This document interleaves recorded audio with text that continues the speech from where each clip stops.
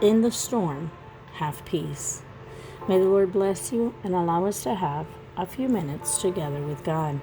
The Bible says in Mark chapter 6, verses 48 to 51, "And when evening came, the boat was in the middle of the sea, and he alone on the land.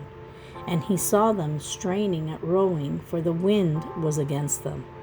About the fourth watch of the night he came to them, walking on the sea, and would have passed by them. But when they saw him walking on the sea, they supposed it was a ghost, and cried out. For they all saw him and were troubled. But immediately he talked with them and said to them, 'Be of good cheer, it is I. Do not be afraid.' Then he went up into the boat to them, and the wind ceased. And they were greatly amazed in themselves beyond measure and marveled." One of the most common situations we may face is fear and its various reactions.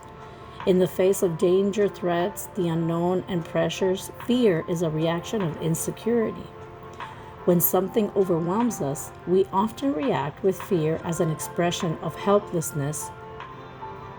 Today's text tells us that Jesus encouraged his disciples not to react with fear. The disciples were in a storm, and fear had taken a hold of them, and they were frozen. The surprising thing is that several of them were fishermen, expert sailors, yet the fear of dying had overwhelmed them.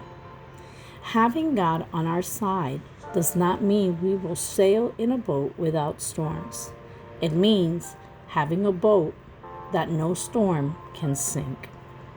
If we look at this story, we realize that fear revolutionizes our inner being and fills it up with deep anxiety of fear.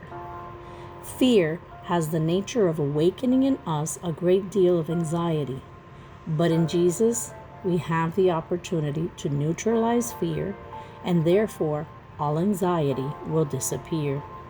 You might be going through a situation of worry, anguish, and doubt. Your life might seem like a storm right now, but you don't have to be afraid. Face your fears and anxiety with courage.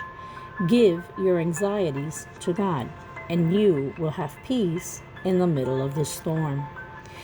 Boats do not sink because of the water that's around them. Boats sink when the water gets inside of them. So do not let what is happening around you get inside of you and cause you to sink.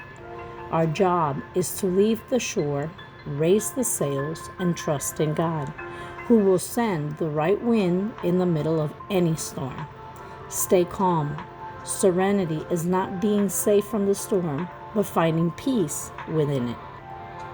I'd like to leave you with this promise found in Psalm 29, verse 11.